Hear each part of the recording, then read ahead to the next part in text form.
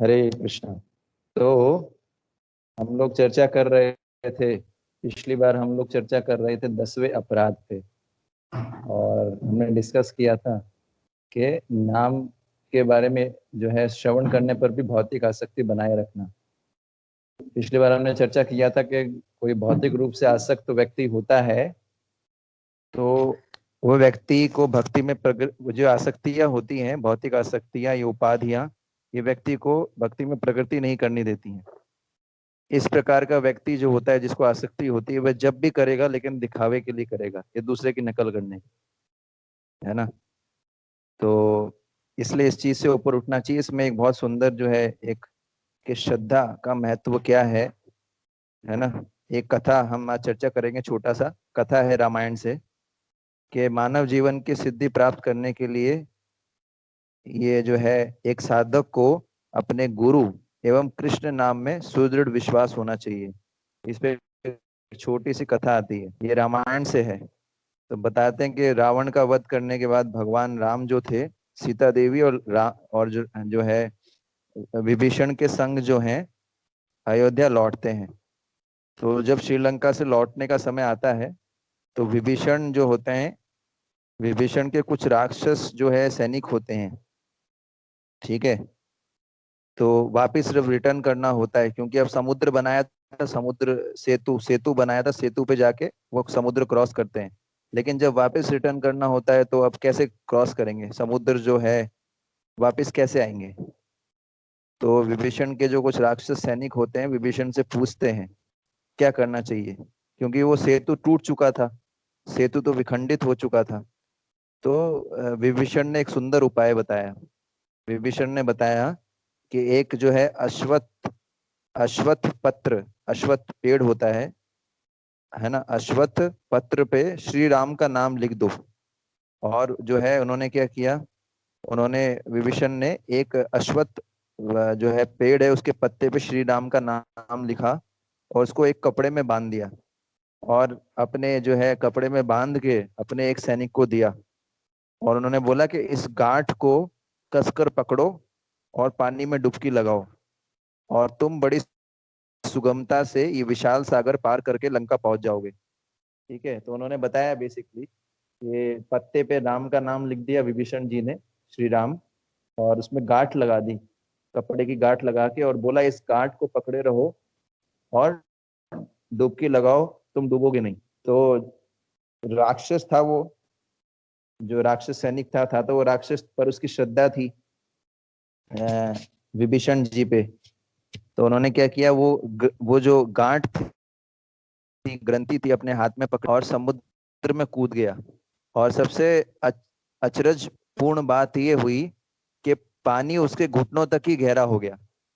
मतलब आप सोचिए कि वो जो समुद्र था वो समुद्र के अंदर चल रहा था। आपने कभी सोचा है तो कोई समुद्र में चल सकता है? वो डूब नहीं रहा था, समुद्र में चल रहा था। तो ऐसा करके वो जो है आधे रास्ते पहुंच गया सागर के मध्य में। लेकिन जो ही सागर के मध्य में वो पहुंचा, उस राक्षस के मन में क्या आ गया, घमंड और संदेह, दो चीजें, घमंड और संदेह। और जैसे ही घमंड संदेह आया, वह सोचने लगा, अरे मेरे मेरे स्वामी विभीषण ने मुझे जो गांठ दिए, ग्रंथि दिए, उसमें ऐसा क्या है ना, कि मैं समुद्र में डूब भी नहीं रहा हूँ, ऐसा क्या चीज है, क्या स्पेशल है इसमें, है ना। ये सोचने लग गया वो। तो ये सोचने लग गया, फिर जो है उसने क्या किया, उसने वो गांठ को खोला, कपड़े की गांठ को खोला, और उसमें जो पत्ता था, पत्ते पे श्री राम लिखा हुआ था। तो वह ये देख के हंसने लग गया। बोले अरे इस इसमें इतनी शक्ति है।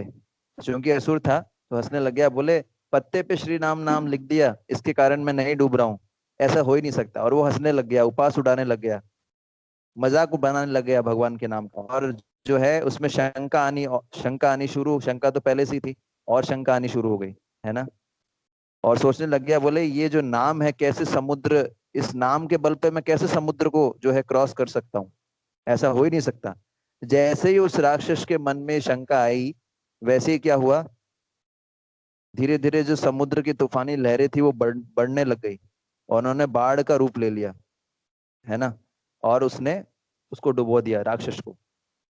तो हम इस कथा से समझते हैं कि जब तक राक्षस को श्रद्धा थी नाम पे, समुद्र भी क्रॉस कर गया। नाम पे इतनी अधिक श्रद्धा थी कि समुद्र भी क्रॉस कर गया आधा। लेकिन जैसे ही डाउट आया वैसे ही उसका पतन हो गया।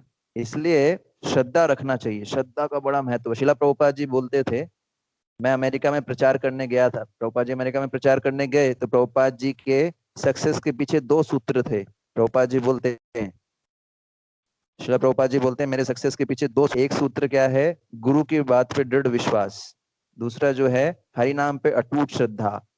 तो ये हरि नाम पे अटूट श्रद्धा थी प्रभुपाद जी, इसलिए प्रभुपाद जी ने लंदन में संकीर्तन शुरू करवाया। लंदन में शिला प्रभुपाद जी से पहले और भी शिष्य गए थे भक्ति सिद्धांत सरस्वती महाराज के, लेकिन वो बहुत ज्यादा कुछ बड़े लेवल पे कर नहीं पाए। पर शिला प्रभुपाद जी ने किया, संकीर्तन करवाते थे प्रभुपाद जी, संकीर्तन 8 घंटा ऐसा करके। तो इस प्रकार से श्रद्धा रखना चाहिए, डाउट नहीं करना चाहिए। नाम जो भी शास्त्रों में लिखा गया है 100% ट्रू है, श्रद्धा डाल के देखिए और फिर देखिए कैसे चमत्कार आता है जीवन में। इसलिए श्रद्धालु व्यक्तियों का संग करना चाहिए, श्रद्धा बढ़ानी चाहिए नाम पे। तो अभी अगर अपराध होता है तो उसका निराकरण क्या है, 10वें अपराध का? तो उसका निराकरण है कि जिन भक्तों ने पवित्र नाम को पूरे मन से गले लगा रखा है, ऐसे शुद्ध भक्तों के संग में क्या करना चाहिए, नाम के बारे में सुनना चाहिए। ऐसे भक्तों से जो है नाम के बारे में सुनना चाहिए, है ना, संबंध ज्ञान के बारे में सुनना चाहिए कि भगवान से हमारा संबंध क्या है, ठीक है।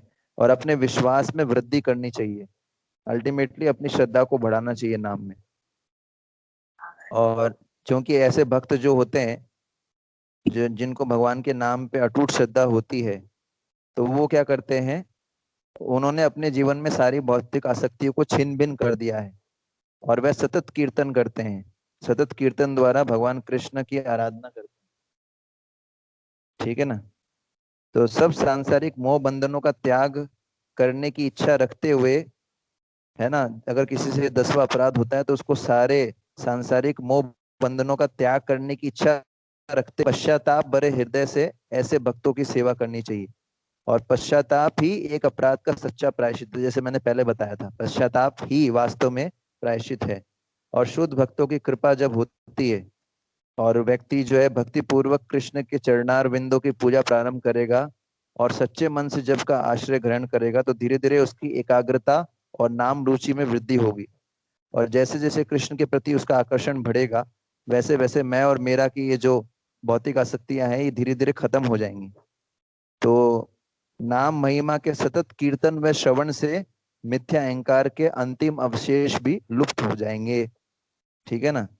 तो पॉइंट यही है कि अगर किसी से ये अपराध होता है तो वो नाम की महिमा सुने, नाम के बारे संबंध ज्ञान के बारे में सुने, ऐसे भक्तों की सेवा करे जिनका नाम में बहुत अधिक श्रद्धा है, तो उनकी श्रद्धा हमारे हृदय में आ जाएगी और पश्चाताप करे, है ना। तो इस प्रकार से अगर कोई करता है तो 10वें नाम अपराध से मुक्त हो जाता है ना। तो ये बहुत ही महत्वपूर्ण